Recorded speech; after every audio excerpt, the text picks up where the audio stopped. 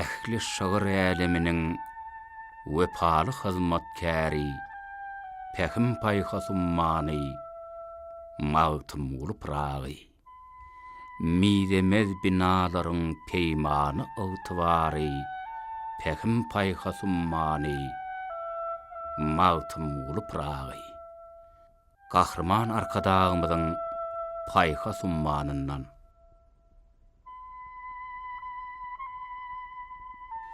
Bilmeyen soranlara aýdyň bu garyp adymyz, asly gerkez ýowurdy etrek, ady mağtym uludur.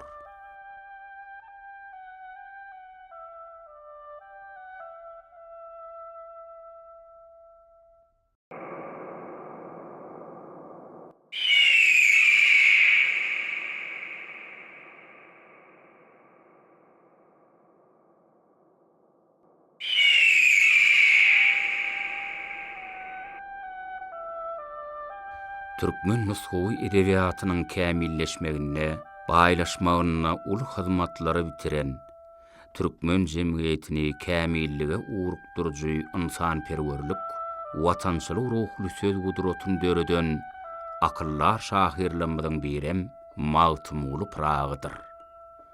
Watana söýgü, dowduk mekana söýgü, ragyň şahyrana şygyrlaryna siňipdir.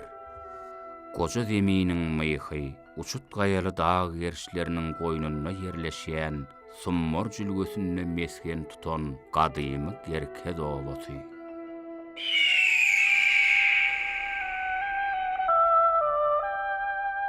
Dünýä edebiýatyna öçmejek ýyly aldyran beýik şahsiýet, filosof, akyllar şahyrymyz mağtym ulup ragyň dowduk mekany.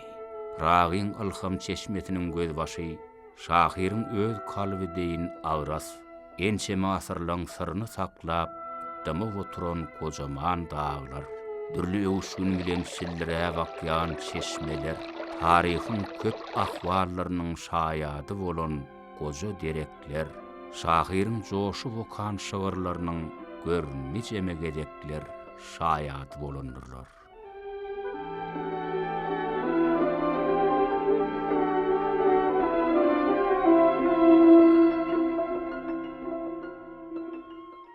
Gürwaglyga bürünip şemendarlyga weslenip oturan gerkez obasy, mağtym ulup ragyň, oň ýegeni Gurban Nurdy deliliň dowduk mekany.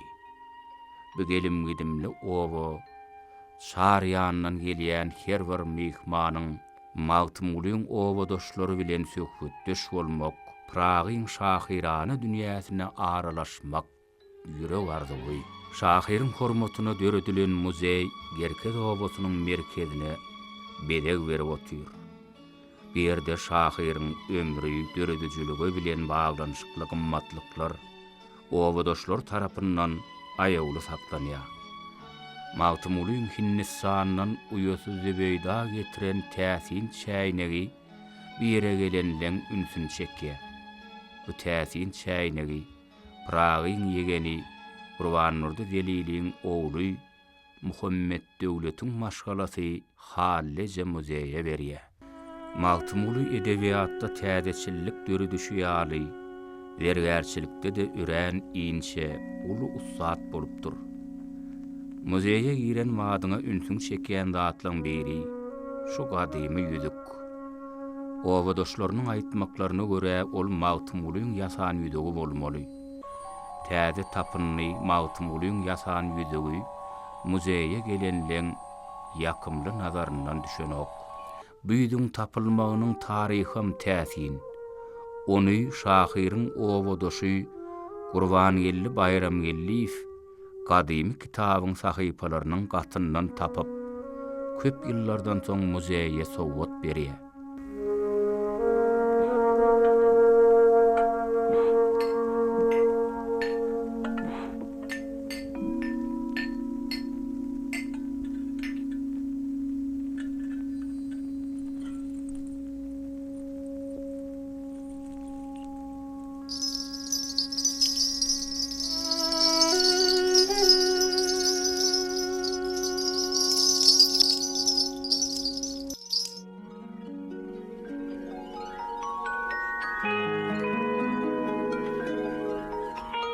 Mawtymul Pragy türkmeniň öz häsiýetine mahsus ajaýyp tebigatyny diňe bir şahirana şöwürlerine wasp etmek bilen çäklenmän, ussatlyk bilen dörediýän nepis sergärçilik şaýseplerine de siňdiripdir. Meňli gyýdyň ýüdegine gaşlar goýsam kümüş bile. Başga da muzeýiň köp täsir gymmatlykları bire gelenlerde öz ýakymly täsirini galdyrýar. Pragyň dowduk mekana bolan Gerkez obasyna yerleşýän Mawtymul Pragyň muzeyi türkmen halkynyň öz akyllar şahyrına bolan söýgü sarpasyny asyrlaň dowamyna apalap saklamagy başaranlygyny şu muzeýde yerleşdirilen gymmatlyklardan hem görmek bolýar.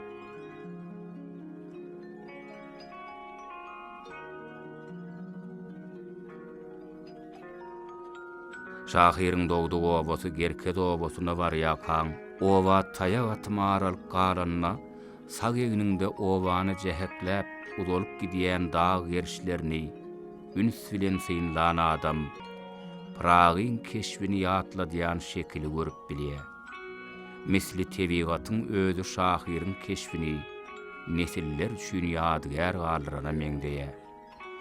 Akyllar şahyryň Kudrat görsöň dağlara var diýen päkimi 1947-nji ýylda reňke siňdi. Keramat bilen zekin birleşip Mawtymul Pragyň keşbi dünýäni Ayhan Hajiýewiň çeken suraty şahyryň dağ keşbi bilen gabat gelmegi tötänlikmi ýa keramatmyka?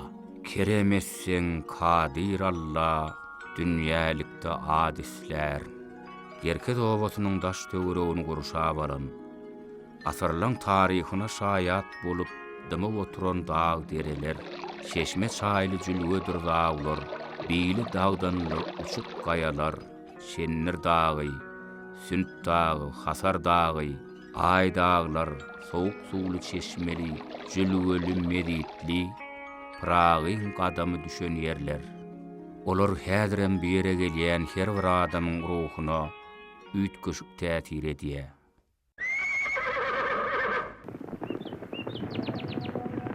Ey söwdegim soňu dagy, dagdanlydyr biliň seniň. Düşman görse döwdüleşer, ýomut göklüň ýylyň seniň.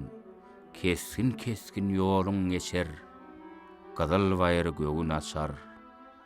Soğuk çeşme suwuň içer, sürü malyň seniň. Dürlü dümen otuň biter, her dereň bir ile yeter. Hatarlanşyp kerwen öter, naýbadaýdyr ýoluň seniň.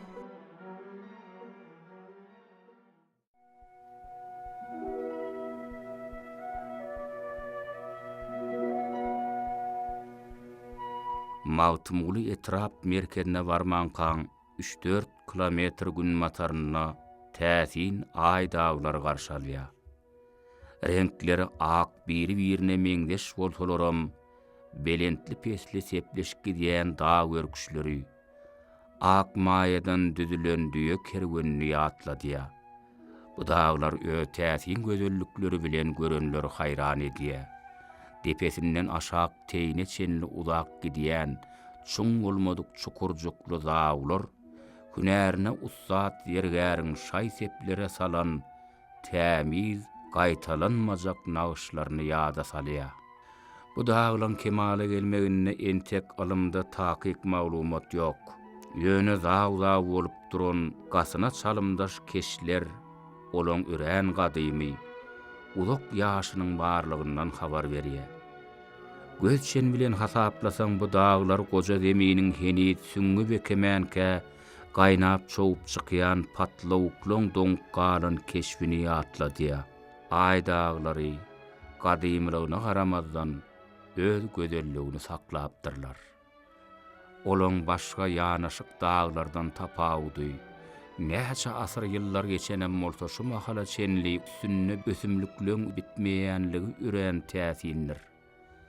Bir ay dağlar geçen asyryň ortalaryna 1950-nji ýyllarda dünýäde kosmos eýamynyň başlanmagy bilen emeli hemralan aýyň üstüni surata düşürmegi bu ak dağlaň adynyň ebedi ay dağlary diýen adama nasip bolmagyna sebäp bolýar. Şondan soň ay dağlary asmannaky gödel aýyň ýerdäki hormatyny göterip görenleri özüne benne diýe. Ay bilen zemin dağlarynyň örän biri-birine meňzeşligi bu sırly dünýäň ir zaman gatnaşyklaryndan habar berýär. Ay, günü, zemin, asmany, söýennek söýmüşem seni. Aýyň ýerdäki nusgasy bu ay dağlary türkmen topragynyň keramatlydygyna güwä geçýär.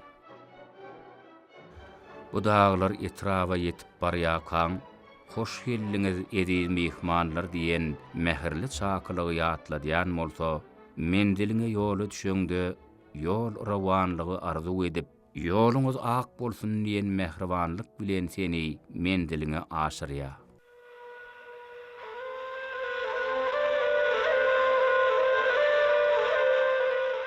Garrygala mehman marsam, gojogyny geren dağlar, soňu dagy çenler hasar, müň hasraty gören dağlar.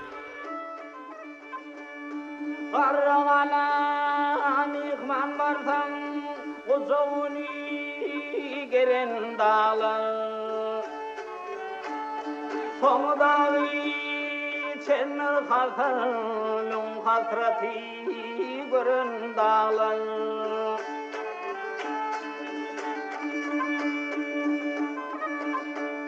Tepesine aktan geyin, arkasına gökten geyin. Salam diyen, salam diyen, cevabını veren dağlar.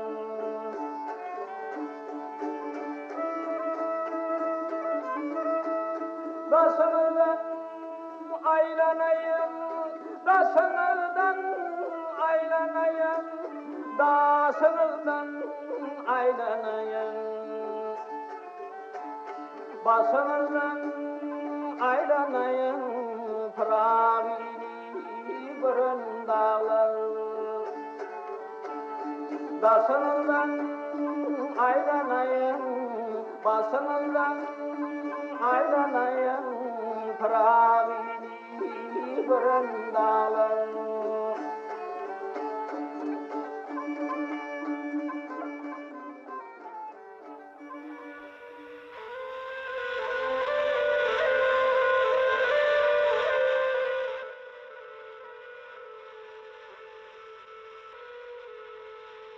Çenler dağı, girmesi çıkması ören çetinden nan-nağına günne orda, gün matarda gödel jülge hojekene elin direp dur. Gün ortada çakan gala aşağıda goratı jülgesine dayanıp, belent başını beyik tutup dur. Kerim Şahir, soňu dağı çenler hasar bu üç dağın ravayatlara öwürlen ençeme wakalaň şaýady bolanlygyny müň hasraty gören dağlar diýip beýan edýär. Çenler dağynyň bir kuwaty çakan gala, bir görowly şadestanyna 40 müňler şahasyna görowly, sapawly çakan gelsin diýip eden aýgytly çakylygy, şol çenler dağynyň günnäwir gün ortasynda ýerleşýän çakan gala bolmaly, ýaşylar gürrüňlerýärler. Belent dağlaryň başynda bulut oynar sil biläni, ot şiýde toýdur bayram, her iş gelse il biläni.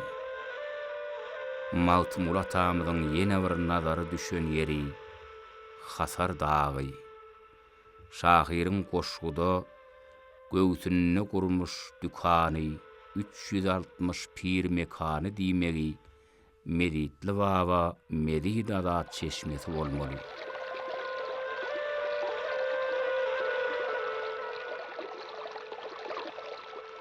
Hasar dağı beýik bolor, üstü dolu keyik bolor, mergenlere seyik bolor, barsaň Hasar dağyndadyr.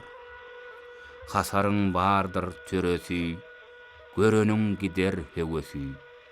Gıyız gelinlerin sereti, sıyırsan hasar dağınnadır. Kuh herer yerin sultani, göğsünne vurmuş dükani. 360 pir mekani, görsen hasar dağınnadır.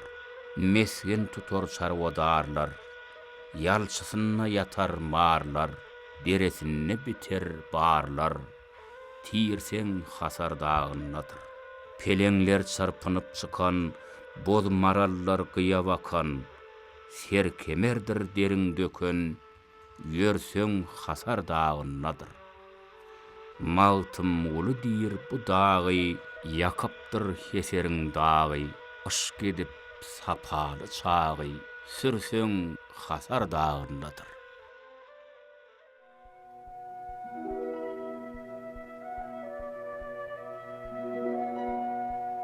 Monjuklu depe.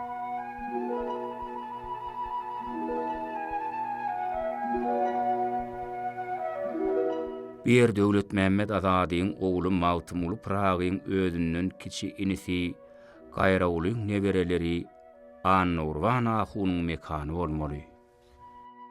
İlinden aýra düşen ahror iyli gözler, ýolundan aýra düşen jehd eder ýoly gözler. Monjuklu depe barada aýdamyzda ýaşullanmaz bir ähli depelerde baýarlardan aýratyn öňe çykyp saýlanyp durmagyny şeýle rawayat bilen baglanyşdyrýarlar. Birinji uly bölek İskender Zülkarnaýnyň uruşa gitmedinden öňkü goşun sany. Soňky pestejik depe uruşdan soňky eskerleriniň sany. Ol şeýdip ýitgisiniň hasabyny çykarypdyr. Monjuklu depeň häzirki keşfi şeýdip emele gelipdir. Bir rawayat bolmagy mümkin. Şeýle de bolsa bir Pragyň goşu setirlerine orun alan agdy birlikde parahat durmuşda ýaşamak baradaky arzularyny, türkmen halkynyň parahat söýjülük häsiýetini aýdym görkezýär. Gurdugum aslyna bilgil bu zeminiň meýhydyr. Ererol erkin madam budur ki türkmen binasy. Maltymula tamadyň ýene bir nazarynyň düşen ýeri. Etrap merkezinden 6-7 kilometr uzaklykdaky Şivli Şawlan waba. Joşkun merip ışkody, gaýnap gyzdagym, Şivlik min bir dagy ýanırdygym bilmezmin. Şivli Sünt tagynyň bir bölegini didara aşyk bolup ahronyny ýandyran 40 aşygyň bir diýen rawayat bar. Dağın bu böleginiň keşfi Sünt tagynyň gerişleriniň hiç birine meňdemeýän täsinligi bilen hayran edýär. Türkmen nusgu edebiýatynyň kämilleşmegine, baýlaşmagyna ul hyzmatlary bitiren, türkmen jemgyýetini kämillige urukdurjy, insanperwerlik, watançylyk ruhly, söz gudratyny döreden akyllar şahyrlanmadyň birem Maltymulu Pragydyr. Maltymul Pragyň adyny göterýän etrawyň merkezinde ýerleşýän muzeýde saklanýan gadymy golýazmalar, şahyryň döwrüne degişli esbaplar, Pragyň ömrü, döredijiligi barada gürrüňmerýän gymmatlyklar, türkmen halkynyň şöhraty dünýä ýaýran akyllar şahyryna ne derejede belen sarpa goýanlygyny görkezýär. Şahyryň watan söýjüligi ýurulan edebiýatyny geljekki nesillere miras goýmakda türkmen halkynyň milli lideri, gahrman arkadagly gahrman ferdarymyz tarapyndan durmuşa geçirilýän işleň ägirtligini görkezýär. 2023-nji ýylyň 10-24-nji maýy aralygynda UNESCO-nyň ýerine ýetirji geňeşiniň Paris şäheriniň näkişdap kwartirasyna geçirilen 216-njy mejlisinde ady äleme dolan söz ussady Maltymulu Pragyň golýazmalar toplumyny bu guramaň dünýäniň hakydasy maksatnamasynyň halkara sanawyna girmek hakyna çözgüdüniň bir agzdan kabul edilmegi muň aýdyň suwutnamasydyr.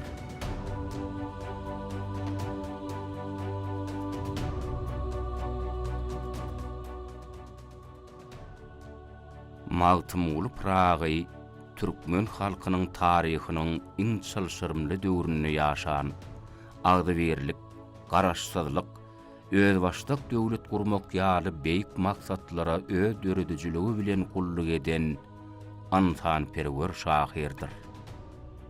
Gahrman arkadagymyzyň paýha summanyndan. Hawa dünýä edebiýatynyň altyn hazynasyna giren Magtymly Pragy türkmen halkynyň milli guwunjy, akyllar şahyryň ada dil güderi särnleýän arzugy bugün hasyl boldy. Özüniň beýik watan töýjülük döredijiligi bilen halklary agdybirlige çagyrýan filosofiýasy bilen asyrlaň içinden ýeti şökle saçýan parlak ýyldız gibi geçen Magtymly Pragyň şahyrana dünýäsinden dünýä halklary inni bir näçe asr bäri ruhy lezzet alýarlar. Akyllar şahyrymyzyň el ýazmalary, beýik türkmen şahyrynyň edebi mirasy, Daşkendiň, Sankt-Peterburgyň, Bakuň, Londonyň, Budapeştiň, Drezdeniň gol ýazmalar hazynalaryna da saklanylýar. Olardan başga da şahyryň aýdyma öwürlen şygyrlary türkmen, özbek, garagalpak, gazak bagşlarynyň döredijiliğine de amykly orun alyp 3 asyr bäri belent ýanglanýar. Serhoş bolup çykar, jiger dağlanmaz, daşlar sıyınrar, ýoly baglanmaz. Gözüm gaýra düşmez, köňül eglenmez. Magtym uly sözler, tili türkmeniň.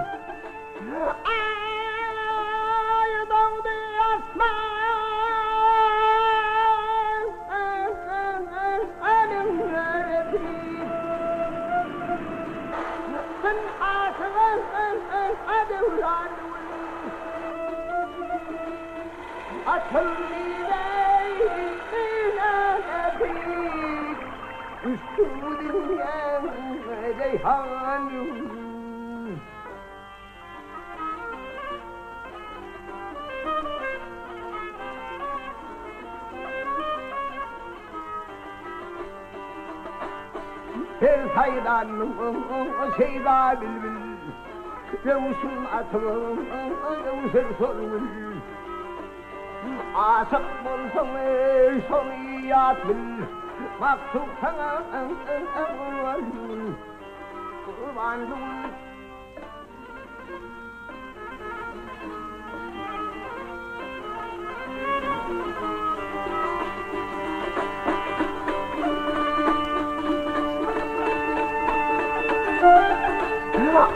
Tilkeni veren şekersan Alem daha bülbülsan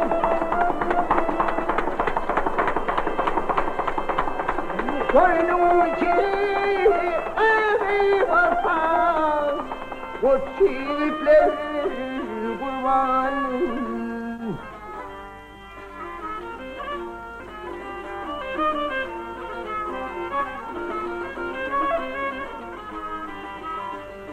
Dovamatlara inmerdine Ağır verdine sevurdine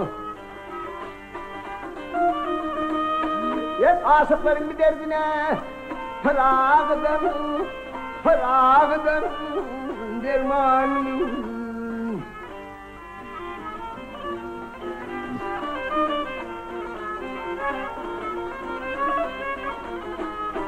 Dermanım